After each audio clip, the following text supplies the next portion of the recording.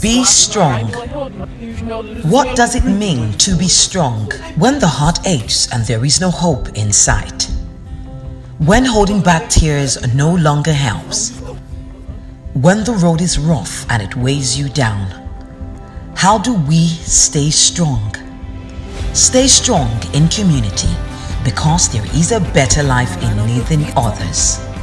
Though our lives may not be perfect, and we can't promise you there will be days without the dark clouds, but we can promise to be there when it rains and when it hurts. We will be there with you when all seems bleak.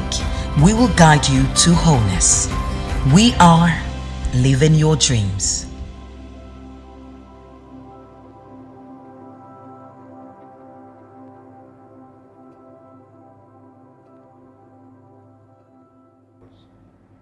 And the Lord God said, "It is not good that man should be alone. I will make him a helper comparable to him."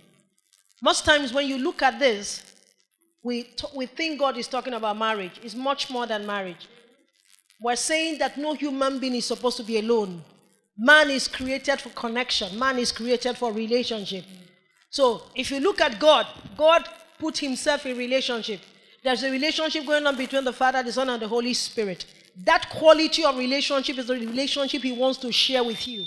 So when you say that you're married, what you're saying is that there is a particular template of marriage that God has given you that is peculiar to you. The way I'm marrying my husband cannot be the way both of you will marry, because our context is different, our everything is different. So everyone has a template that God has given you. You need to find your template. And most times your template is released from God in heaven. But notice that God put us in relationship. So when he created man and put man in the garden, in as much as man had a relationship with God, God still said it's not good for man to be alone. But pause. Man wasn't alone. Man was with God. Wasn't God in the garden? In fact, it wasn't only man and God that was in the garden. Elephant was in the garden. Dog was in the garden. Crocodile was in the garden. Lion was in the garden. Yet in the midst of all of that, God said it's not good for man to be alone. So there must be something he's talking about. So yes, I know you have a great relationship with God. I appreciate you for that. But you must turn around and look around. There are people God placed around you. So when God created man, he put him in a relationship. When Jesus came, he came in the context of relationship. Jesus, the Son of God, who didn't need anybody. So God first of all put him in the relationship between Joseph and Mary. And then he put him in a relationship between the three. And then put him in a relationship he started with the 12. Then you have the 3, and then you have the one which is John that called himself the disciple whom Jesus loved. So everything God did is in the context of relationship. Having said that, what makes you think that you don't need relationship? Many of us, you will do everything to break the relationship that God has given you. You have been praying for a miracle, and this miracle is coming, and it comes as a relationship. But you have used Holy Ghost fire to drive the relationship. You have used bad attitude to drive relationship. You have done everything. Now the relationship is gone, and you're praying for another miracle. And I told them yesterday in GRA Church that you don't jump class with God. Every class you fail, you repeat it. If God has brought people into your life for relationship and you spoiled it, you fail the class, you start again. So, but why are we talking about relationship? We're talking about relationship in another context today. I just want to say I need relationship. I can't hear you. I can't hear you. I can't hear you. You were not conceived alone. Your parents came together for you to be conceived.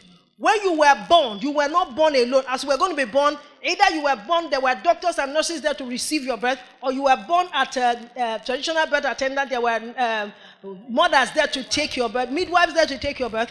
Even if you were born at a prostitute joint, now there were people there. If you were born, some of us couldn't wait to come to earth. You couldn't wait. Your mother thought that you were going to come 3 weeks' time. You came in the middle of, what's the name of this market here now? Oka Market. It was Oka Market Day. So all the women removed their wrapper and gathered together and received you. But the bottom line is that all of us are born in relationship. Say relationship. I can't hear you. Say relationship. Say relationship. Put my slide now. Now notice. The challenge with relationship is that if you don't know how to do it, you will get your fingers burnt. Many people have gotten their fingers burnt not knowing what to do about relationship. So one of the things I want to chase today, very briefly, is to look at how we're going to avoid dangers when you have to do with dating. And this particular point, I'm talking about relationship, but I'm going to zero what I'm going to talk about today to dating. Why are we talking about dating? We know how the people who don't go to church do relationship. You meet a girl somewhere, you sleep with a girl, and the relationship will either continue or not continue. Or you place a bet on a girl's head and say, this girl, all of us are going to sleep with this girl. I say, I'm the chairman, you bet. All of us know that. However, when you become, someone is smiling, they understand. However, when you become a child of God, it's different. You see, in 2006, I started teaching young believers how to do relationship because I knew that when you came from the world and came to church, you didn't know how to do relationship. So many of us were getting our fingers burnt. Some of us were violating ourselves in the name of relationship. How do you do relationship as a Christian? What are the dating dangers to avoid? So we'll go to school now. What do you think about domestic violence among young adults? Is that domestic violence? Is there anybody here that your boyfriend or the boy you love, your fiancé has beaten you before? I don't expect you to raise your hand. Okay, is there anybody here, you are the one that beats the person? Okay, is there anybody here that your friend, you were there when your friend was beating? Okay. Okay, you were there when your friend was beating someone. What did you do? Okay, so when we talk about, you know this I'm talking about, some of us have become a part of our family dynamics. That even your mom does not see anything wrong with it. Your mom will tell you that's how men are. They're always beating people. They will abuse you. They will match you. And you say, your dad, what he did to me, he smashed me on the floor several times. He took the grace of God for me not to die. Just enjoying that. So, because it has become a part of our normal, we do not know how to go about it. So, what can you learn from me today? Does abusive relationship happen? If I say use the word abusive, you understand that. Does it happen? Yes, talk to me. Does abusive relationship happen? Yes. Have you ever seen it happen? Yes. How do you notice it in other people? How can you help other people go through it? So we'll be covering this few days. Don't miss any day. We're in school now. This is the relationship school now. Let's go. So our learning objectives. You'll be able to understand the signs of abusive relationship by the time we're done. And then, of course, we're going to accommodate your theme in the relationship. The warning signs of an abusive relationship and the reasons why people stay in abusive relationship. As I'm looking at you, there are people who are in abusive relationship. The boy will beat you and say, if you tell Pastor Akhigbe, I will beat you. And if you tell Pastor Akhigbe, I will leave the relationship. So you have people who are saying, slap me but love me. Smash me but love me. Do anything to me but don't leave me. If you leave me, I go die, yo.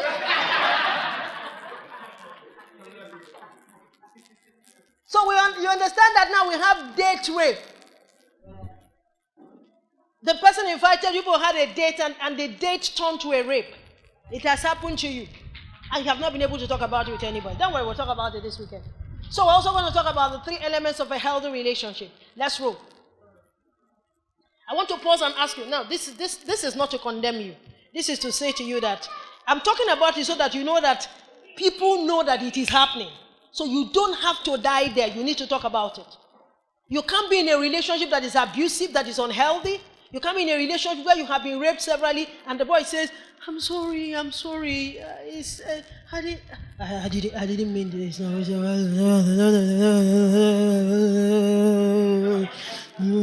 What he said, you don't understand. But you just like the sound of his voice. Especially when he calls you in the middle of the night. Baby. I know, I beat you. So Pastor will say, what I say? I just love him. A girl told me that the only reason why he loves the boyfriend is that when the boy will talk, he say, but then again.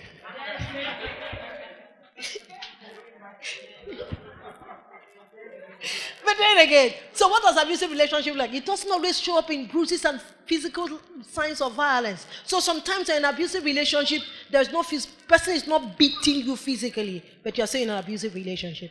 How does it show up? more often it is emotional and verbally infused damage. Sometimes this relation we're talking about is verbal. You're in a relationship where you're verbally abused. You're in a relationship where your emotions are being stretched and you don't know how to get out of it. I'm not just talking to guys. I'm not just talking to guys about guys. I'm also talking to guys about girls. Am I too fast? Because I want to end in 30 minutes.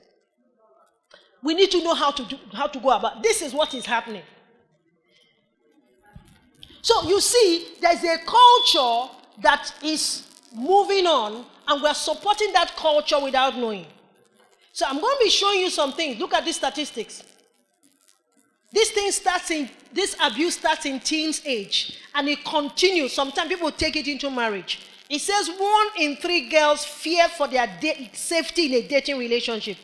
And 40% of girls older than 14 know someone who has been hit or beaten by a boyfriend. So if we have 3 girls here, it's a 1 in 3. So if you have 3 girls, 1 out of those 3 girls are in abusive relationship. Now, when I give you statistics, I do research. There's a research I gave them at GRA where I showed them a research that was done by Harvard University. And it was done for 30 years. 379 of their graduates did this research. And they discovered that most times, if the relationship in the structure between mother and father and the children are unhealthy, the children don't do well. I was showing them that at the GRA church last week. But maybe I'll be doing that next tomorrow. Let's see how it goes. But I want to show you this research, and I want you to look at yourself and ask yourself, is it possible I am being abused and I'm not aware? A young man said to the parents of a lady that I'm going to Canada. And the parents discovered that the man lied. The man said, no, I didn't lie. The parents said, okay, give us the boarding pass. Show us the boarding pass. They are still waiting for the boarding pass. But he goes to meet the girl. Your parents don't want you to marry. Your parents are against your marriage. They really don't want you to marry. And then pulls out something he's accusing the girl of. I told you to do so and so. You refuse to do it. You see, you're the one that is destroying this relationship. The girl said, no, but my parents have told you to bring the boarding pass if you truly traveled. The boy said, that is not the issue. You disobeyed me. I told you to go and do something. So they have left the issue. The issue is that if you traveled, you're a man of truth, bring the boarding card. But the boy has turned the issue to, I told you to do something and you're not doing it. And the girl is crying every day that the boy wants. I said, my dear, we're not talking about boarding card. We're talking about a character that will mess you up when you get married. Yes,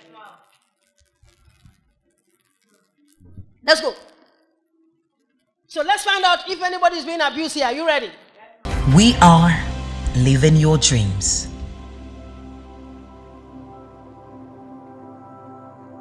Hello, I'm Benson Akhigbe. We live in a broken world. That's the fact of life. At times, people will get hurt or wounded, broken by people who are broken, circumstances or situations that you never planned for. These will create invisible wounds. But we thank God that He heals us from wounds, whether they are visible or invisible, frees us from its effect in our lives, and then transforms us into people who will fulfill the destiny that He has given to each of us. I want to specially invite you to Inner Healing and Transformation Workshop, a workshop on wholeness and total well-being. The date is 24th to the 26th of June 2021 at number 5 Orogweni Street, off Adeya Road, off Ihama Road, Benin City, Edo State, Nigeria, and the time is 9 a.m. daily.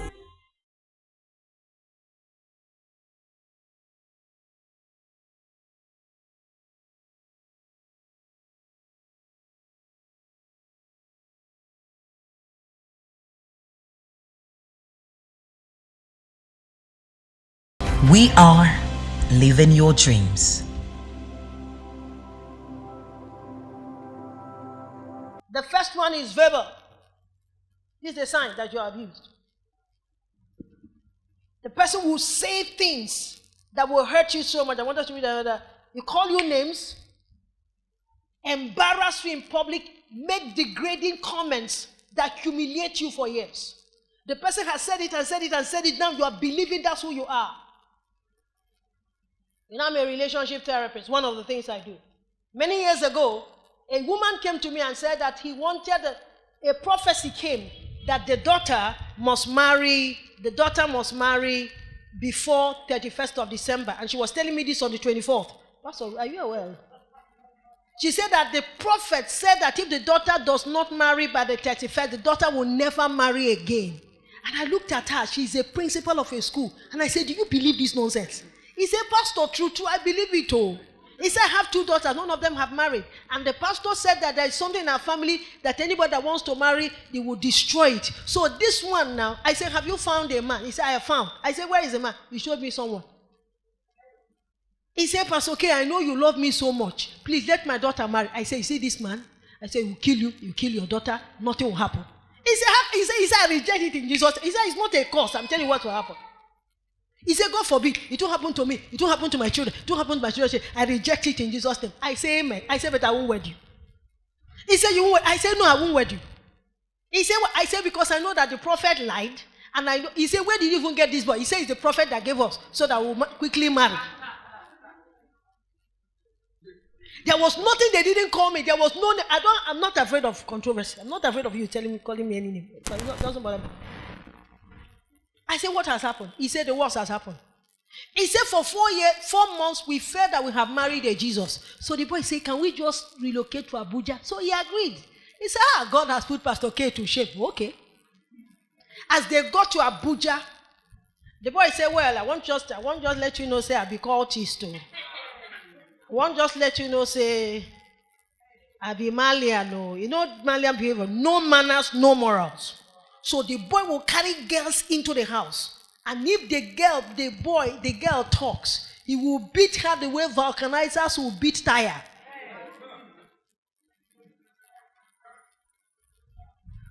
Very sad. So the parents came for Mugo. The mother came for Mugo. The boy beat the mother.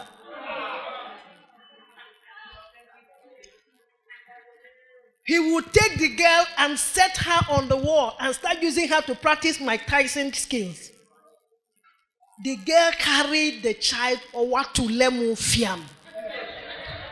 The parents have run away from Benin. The girl is looking for where to hide. He said, Pastor K been tell us. Listen, the first thing the boy started doing was he was abusing her verbally. Abused her to the point that she started believing that the names the boy was calling her was who she truly is. You see, if you accept verbal abuse, a time is going to come. If someone is calling you stupid, foolish, no good, after some time, you will accept that lie as your person. Now, if someone calls you stupid tomorrow, you won't see anything wrong with it because it is your normal default setting. Ladies and gentlemen, the first signs of emotional abuse is verbal. The second sign is isolation. What happens in isolation? The person will isolate you from everybody and give you the impression that the people around you don't love him. He said, you see, your mother does not love me, your father does not love me, nobody around you, they don't want anything good for you. He will isolate you from your friends. In fact, a woman said to me that her daughter loves to stay with their pastor.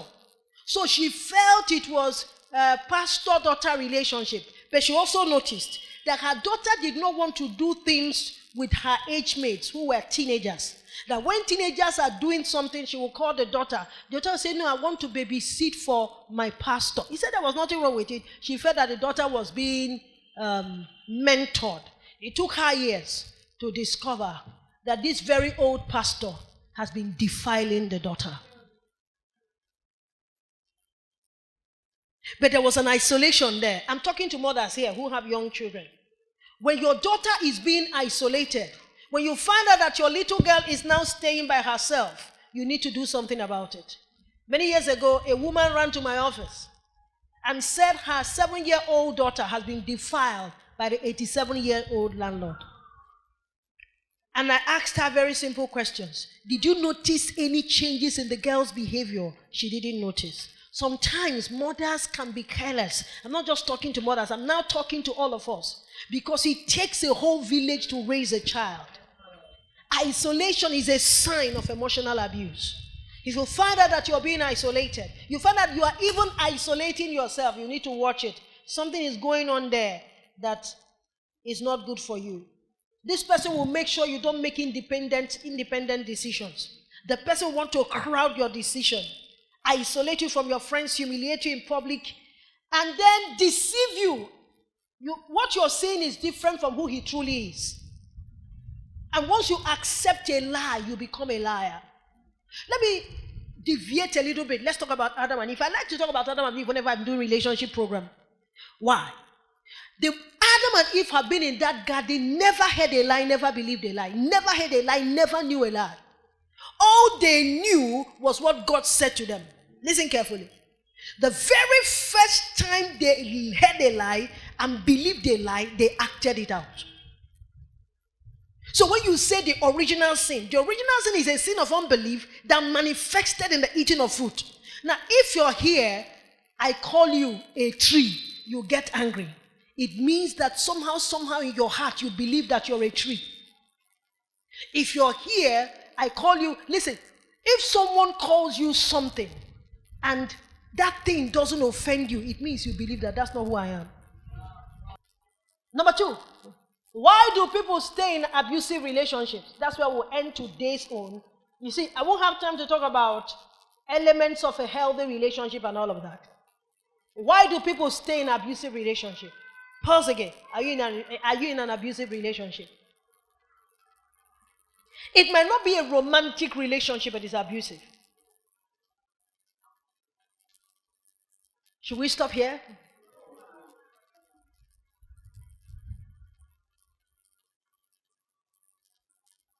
You know, some of those songs even keep us in an abusive relationship. Will abuse you and play one song that will scatter your head. And then you're staying because of the song. He will abuse you and buy you one powerful gift. The idea is to keep you there.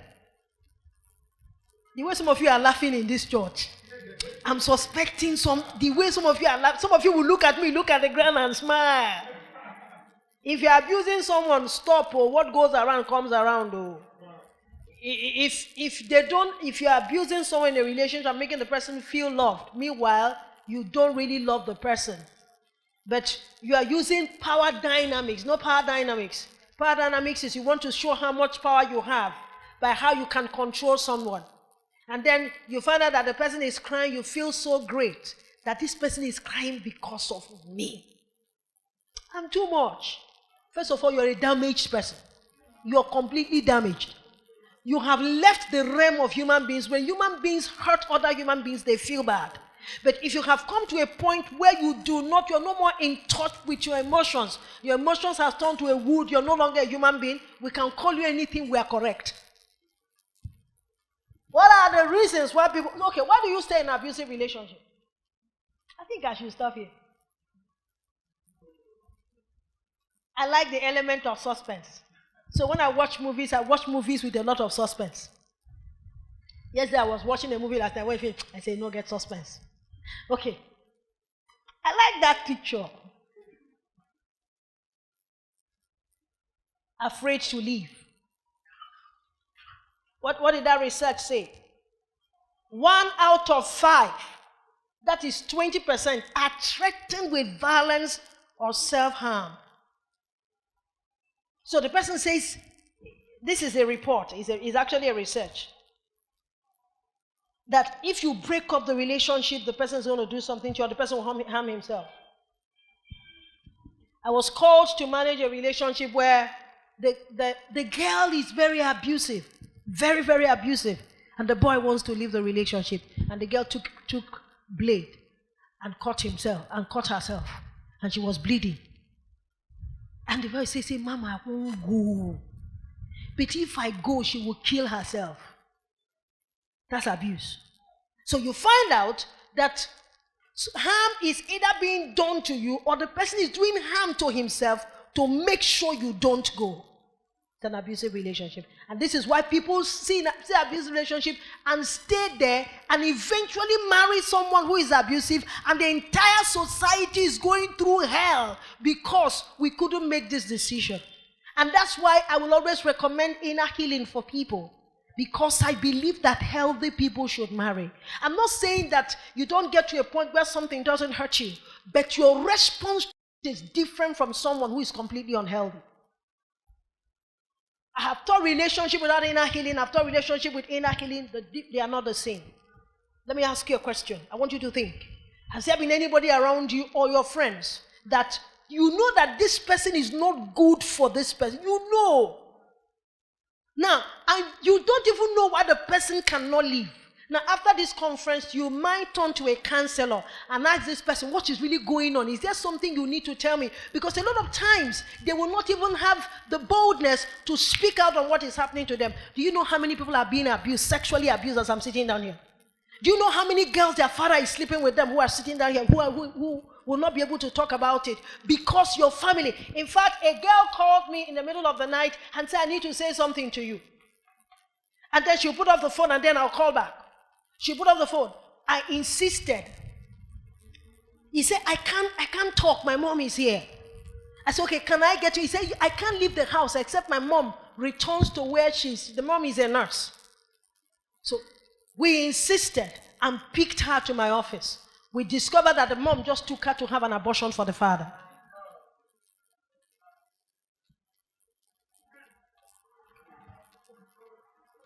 Sorry, I tell very terrible stories. I'm sorry about that.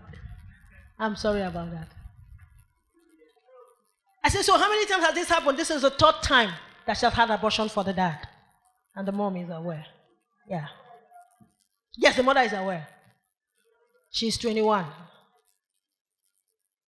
So I had to go into it to find out. I discovered that there is some kind of tradition that says that if you say this out and they hear in the palace, they will come and destroy your father's house, blah, blah, blah, blah, blah. But the fact about it is that if that girl ever gets into marriage and she's not healed of all that abuse. So when I decided that we're going to confront the father, the girl came back and said, well, everything I told you is a lie. But I eventually discovered that she was speaking to her campus fellowship pastor. And the pastor said that thing has been on for a very long time. I no see girl again. Mama carry and run. So, if you're here, your father is sleeping with you, or your uncle is doing something to you, you need to speak out. You can't keep it. Because eventually it will hurt you for life. And some of us, you are being abused by your dad. Those of you who are men, not sexual abuse, but your father is treating you in such a way that you no longer believe in yourself. You need to chase healing. There are some of us who are doing everything to prove to their father. You are doing everything to prove something to your dad. Listen, love is not supposed to be expensive. Love is supposed to be free. You don't have to earn love. Back to the point. Back to the point. Why are people afraid to leave abusive relationship? Because sometimes the boy is intoxicated. Very charming. Now, if you go out on a date for a first time with someone, the person will not abuse you that day. Am I correct? The person will bring out the nice, you know the word, nice. Very gentle. By the time you get to the door, the person will open the door for you and step aside, you will pass. Hey, is this life? Hey, good life. You want to sit down, the person will pull out the chair and say, after you. Meanwhile, the boy is just geisha that they use suit to wear. After you. The boy will sit down, cross it. Very intoxicating. Very charming boy. Hey! You will just be sweeping in your father's house like this. You look, you go smile. Be strong. What does it mean to be strong when the heart aches and there is no hope in sight? When holding back tears no longer helps? When the road is rough and it weighs you down, how do we stay strong? Stay strong in community, because there is a better life in leading others. Though our lives may not be perfect, and we can't promise you there will be days without the dark clouds, but we can promise to be there when it rains and when it hurts. We will be there with you when all seems bleak. We will guide you to wholeness. We are living your dreams.